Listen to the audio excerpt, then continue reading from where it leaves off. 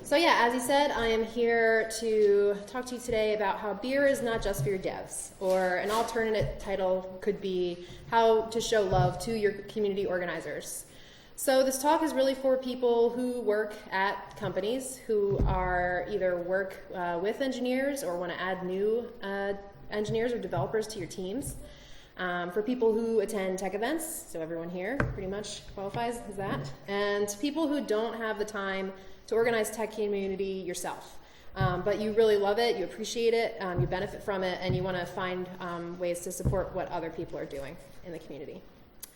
So a little about me. I've been doing community organizing in tech for 5 years. I've planned a few different conferences, the Burlington Ruby Conference and UX Burlington. I founded my chapter of Girl Develop It, which is a nonprofit that teaches women how to code. And I also organize offline camp with some of my team members who are here today. My communities didn't come easily. It was a lot of hard work, a lot of trial and error, a lot of back and forth with volunteers and people and companies, a lot of people asking to pick my brain, and maybe that didn't always benefit me, spending all that time doing that. And then a lot of people taking up a lot of time and not necessarily following through on the things they said they were going to do. So Girl Develop It is a good example of that. We are celebrating 4 years this spring in Burlington, Vermont, and that community wouldn't be possible without all the solid connections we made within the companies and people in our city who support what we're doing. So for me, that I'm really excited to celebrate that anniversary, actually. But so the other thing, though, is the majority of this community work was something I did on my free time. I worked full-time as a QA engineer at a tech company in town, and recently I joined IBM, which this isn't the first slide with an IBM logo on it, but this is a more positive slide, I think. I'm a developer advocate on the cloud data services team, and now my job is to contribute to tech communities and actually support them. So I'm kind of on the other side of the fence now, where I am reaching out to communities and finding ways to support them, and I think I'm uniquely qualified to do that in a way that is pleasant for them and maybe not burning them out a little bit. So I want to share some of these lessons with you as well, so that you can do the same thing in your cities and in Portland, Maine as well. So right now I am really contributing a lot to the Offline First community. It's kind of a newer community. It's very young. They're still finding their way within the industry, and they need a lot of help. So I'm kind of starting over with this community, and I'm thinking about ways like, what can I apply from my experience building Girl Develop It to this work. And it got me thinking, like, how much of my experience was universal. So I reached out on Twitter and I posed a question, and really I was looking for people who experienced amazing support from their communities or companies in their city, and what kind of stuff that they experienced really helped them and made their work easier. And I heard from all over the world. I heard from people across the United States. I heard from people in Europe, Germany, the UK, and of course, people in my home state of Vermont. And I was maybe not so surprised to hear that we all share the same frustration. So let's dig into it. So really the overall theme of this is that you can't effectively support communities without really understanding who they are and who they seek to serve. And that's really the nut of it. But when I talk about communities, I'm talking about a lot of different things. And so when you're looking for communities to support, there are a lot of things happening out there. There's user group meetups, workshops, conferences, tutorials and classes, and all kinds of things. But really I'm focusing on tech, so like communities that have some kind of tie to the software industry. Maybe they are tied specifically to a programming language, maybe they're tied, like this conference, to a community specifically, or maybe they are focused on increasing diversity in tech or something like that. But each community kind of has its own needs and its own differences, so understanding that is really important if you're going to support it effectively. So 5 overarching themes that arose, and I'll dig into them, is first, listen, learn, and be straight up. Make it really easy for communities to request support. Be prepared to offer more than just cash. think long-term, and encourage your employees to participate. So ask, when you're thinking about supporting your community and you're not really sure where to start, just talk to the organizer and see if you can meet with them, just to find out more about them. See if you can buy them coffee or a beer. Beer is nice. But be prepared to have this meeting outside of business hours, because if this person is a volunteer like I was when I started Girl Develop It, I have a full-time job. I don't have time to meet with you during the day.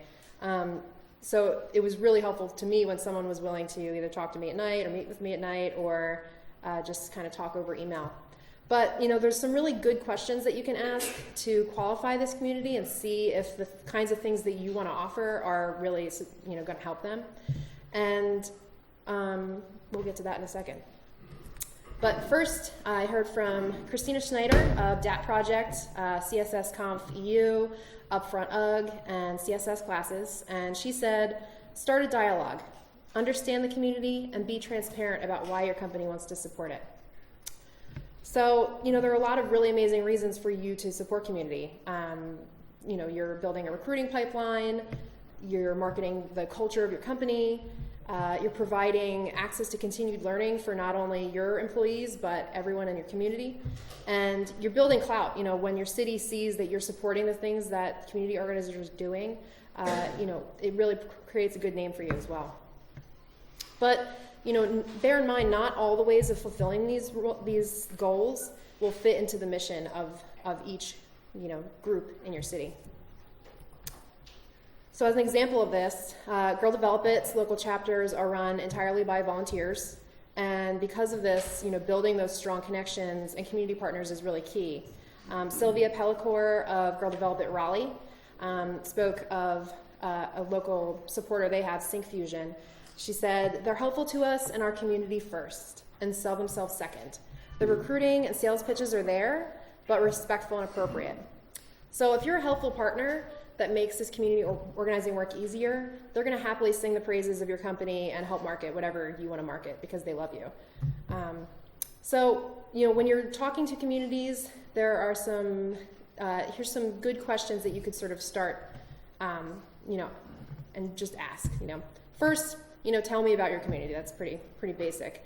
But what is the demographic of the people who attend your events? Number two, what is your group's core mission or most pressing goal? And what are you trying to achieve with the work you're doing in this community? Number three, what are 3 concrete things your group needs and to be able to sort of achieve these goals? And then why are you doing this work? What is the background of this person who's doing this community organizing? Why are they doing it? Is it just because they love helping people and they want to see their city do well? Or are they trying to get ahead in their career? Are they trying to learn new skills? There's a lot of reasons for that. So cool, you had this awesome conversation, you're really jazzed about the work that this community is doing, and you're really excited to get started and help them out. But you should sort of take a pause and ask some more qualifying questions, because not every community is getting community organizing right in every regard, and you want to make sure that you're positioning that in the right way. So, as a tech company with skin in the game, you really want to support an inclusive community. You want to make sure that the resources that you're supporting are finding ways to increase diversity in their community, and there are a lot of communities out there that are doing this wrong. So, for example, a really good not good, but terrible thing that happened this year was LambdaConf asked a keynote speaker to come who had ties to white supremacy. And so this caused a lot of public outcry. A lot of people were really angry that the conference chose this person to speak. And they started reaching out to all the people who were on the website listed as supporters of the event, begging them to pull out all their money from that. So within a matter of days, they lost almost all of their sponsors. And all the people at those companies who were supporting them had an inundation of emails and had sort of a PR nightmare because of it. So, without listing any of the companies that were involved with that, you don't want to be the person at your company who's responsible for that kind of thing. So you can ask some questions to make sure that you're, if they had asked Lambda-Conf, how are you selecting your speakers, what kind of qualifying process you have, what are your inclusive policies, that kind of thing. So some questions you can ask. First of all, do you have a code of conduct and a diversity statement? Do you have a policy against teachers, hosts, organizers using sexualized images or activities or other material at your events? What strategies are you employing to ensure that your community promotes inclusion and diversity? Say in the past 12 months, how many people involved with your community who were presenters or teachers represented a diverse group? And is there alcohol at your community events? Which is great. I love alcohol. I love beer. It's great. But, do you have an alcohol policy? Are you making it clear to people that there is non-alcoholic beverages available too? Because some people have very good reasons for not drinking, and you want them to feel welcome in your community as well. So next one, make it easy to request support. So once you have this community in place, you're really excited to support them, you want to create a clear path for them to get what they need from you. So, you want to make it easy for them to get the tools they need, and you also want to make sure that you're available to them, so that they can reach out. So you could, assign someone to be in charge of this task. You could, have a lot of things. But, Tasha Scott of .NET DC and Code Camp New York said, if your company sells tech services, you should be sponsoring tech community events. Attendees of tech community events are more likely to be dedicated to their craft and have more well-rounded insights on how to solve problems, since they've seen how others have solved these problems. Sponsoring tech events also gives companies the potential to meet candidates face-to-face in a more natural environment. So I really like how GitHub does this, actually. They have a portal on their website. It's a separate community section where people in the community can go and request what they need. So they can tell GitHub, we need this much money, this is the date of our event, we need stickers, we need this, we need that. GitHub makes it really easy for them. They have a really simple process of requesting it. And the best part is, at the end of the year, it's really easy for GitHub to see how many communities they supported, what was their impact, how many people, where did they have interactions with that year. So it's really awesome. So money is a great thing, but sometimes as a community organizer, it's more headache than it's worth. If you're a volunteer, you don't have a ton of time for the accounting side of budgeting, and so when you're looking for supporters, sometimes the best thing they can do is buy the things you need for you, so you don't have to worry about handling all the money. So if you're not sure what to give, start with snacks. Snacks are great, they're easy. Everybody loves snacks. Some other things you could offer, space. If your company has a conference room that can fit, 10 or 20 people, that's perfect space for a user group meetup or something like that. This would include everything they need: tables, chairs, projector, Wi-Fi. You could donate things like name tags or power strips or stickers or loaner laptops. At Girl Develop It, we have a lot of members who they've never written a line of code before. They don't have a laptop at home. So we have companies that have given us laptops, and we can offer them so that anybody can take our classes regardless of their socioeconomic level. Some more intensive things you could do, if you have the capacity and time for someone at your company to own this, you could be the one to coordinate the logistical stuff for the venue so that the community organizer doesn't have to. Because this is like a lot of emotional labor that, sort of telling people where they need to be and when. It's annoying and everybody hates doing it, but it's important for the event to happen. And so that leaves the organizer the ability to just really focus on the content. You could donate swag to the group so that they can gift it to their attendees. People love free stuff, and you get free or really cheap marketing in return for that. So, finding ways to sustain the group long term is worth more than just targeting one event, to both of you, really. Unless the group truly needs to raise money for a specific goal, instead of supporting one event, you can support that group for a couple months, 6 months, a year, and that helps them to know what they can plan for in the foreseeable future, and also helps you to lessen the back and forth of them kind of contacting you every time they have something that they need. So Jan Lenhart of Hoodie and CouchDB said, the best thing companies can do to help communities and events is to act selfless and not look for an immediate return on investment. The return always comes, and usually with greater value than one would have achieved with strict ROI considerations. So one simple way of doing this would be just committing to snacks once a month for a year, and you can coordinate the drop-off or order delivery or whatever. Like I said, dedicating space for community use is awesome. And one cool thing you could do is just sort of have an internal calendar so that the community can check in, see when the space is available, sign up, and they don't have to go through back and forth of email with you or the company. You could give the group access to corporate discounts when possible. One person I spoke to said that they had a hackathon and their company used their corporate discounts for lodging for their guests and the judges at the event. Or if you have services like hosting or things like that, you could provide free or discounted community access to your products. And the greatest gift you could give to any community organizer is encouraging your employees to participate.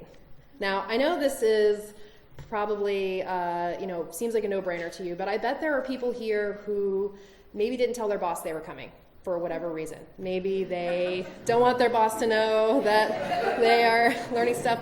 But really, there are people who work, and I heard no one wanted to go on the record about this, but a lot of people that I spoke to said they've worked at jobs that every single time they went to a tech event, their boss was afraid that they were going to get recruited and leave. So they refused to pay for any of it, and they kept it a secret.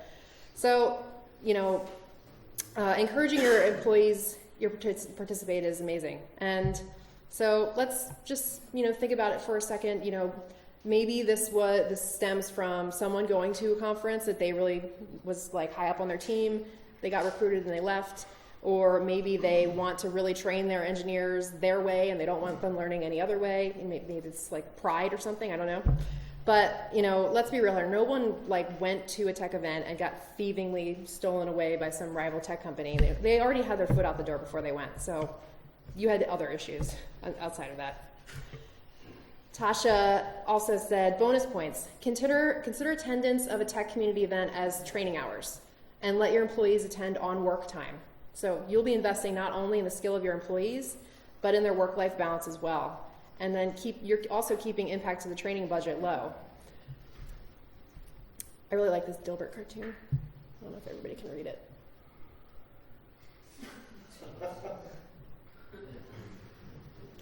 So skilled and passionate technical workers are a precious resource. There are endless reasons to encourage them to become part of the community. Obviously, if you're tight on training dollars, letting them go to user groups and encouraging them to go to ones that you know of that are really pertinent is a really easy and simple way for you to, just inspire your employees to learn. And it really doesn't cost you much or anything at all. So Lorna Mitchell of PMP Northwest Conf, and who's also a speaker and author and my coworker, admittedly, she said, I tend to tell people that the community will help them to skill up and also make the connections for their next step. So if you're not encouraging your employees to participate, they're going to go anyway, and they probably will end up leaving because you want to create that. Everybody wants to feel inspired and learn, and we're all in tech because we love to learn. We love to learn new things, so, encouraging. And for those people here who maybe didn't mention it to your bosses that you're coming because you felt nervous about that, going to tech events means you will just create the most amazing connections that will last throughout the rest of your career. And it's an amazing opportunity for that. So Rob Hale of Vermont Code Camp and HackBT said, honestly, there's a big aspect of not asking permission of my employer to do it. It's part of how I stay engaged in my career. And that's really the best advice I got for someone who works somewhere that doesn't really value education in that way. He also said, I'm way more interested in building a healthy, supportive community than meeting the needs of any one employer. So team leads and managers, take note. If you don't let these passionate people do these things, they can and should do them anyway. So why not encourage it? Or even smarter, allow yourself and your team to benefit from it. So depending on the event, you could offer comp time, like I said, to your employee in return for coming back and sharing this information with your teams. So you can ask them to host a recap session, write a blog post. If the talks are recorded, you could have a viewing party of some of their favorite talks. And you really get the distilled version of things that they took away from that conference that really are pertinent to the work that you're doing. So it's awesome. So they get to benefit from learning all these new skills and meeting all these awesome people, and your whole team gets to benefit from that as well. So in closing, in all truth, this talk is a selfish one for me. In my work with community organizing, I've seen way too many organizers burn out because they don't get the support that they need from their community, and it's really important. You know, our cities are better because of this work that people do to put on these events, and it's important for them to be able to step aside and let someone take on some of it when they aren't as able to do it. You know, your community should not revolve around just one person, you know, and if you go to these events and you benefit from them, which we all do, it doesn't take much for you to just do something small that really has a lasting impact on that community. So find ways to support your community organizers that increases their impact and lessens their load. So I challenge everyone here, if you've ever attended and enjoyed your local user group or conference, reach out to the organizer and see if there's anything you can help with. Even if it's just volunteer organizing, you know, one event or one piece of the next iteration, you're really making a direct impact on your community, and you're also repaying but a small fraction of the benefit you've earned from here. And at the very least, if you see these amazing people at the bar, you know, buy them a cold one, because they earned it. And this is from the Philly Craft Beer Fest in 2008. It was like the first beer festival I went to. I loved it. I obviously had a great time. You could tell. So I'm going to post these slides on Twitter. My handle is @mo_mac. So you'll be able to access these links later. But I wrote a full blog post of this talk on Medium that you can read, and then some other further reading that informs some of the content, and then my image sources. And for people who live on the West Coast, I wanted to invite you to Offline Camp California. That's happening in November. It's an awesome event, really cool. We're renting a ranch and, you know, filling it up with awesome people who are interested in offline first. So I hope you will check that out. And thank you so much. That's great.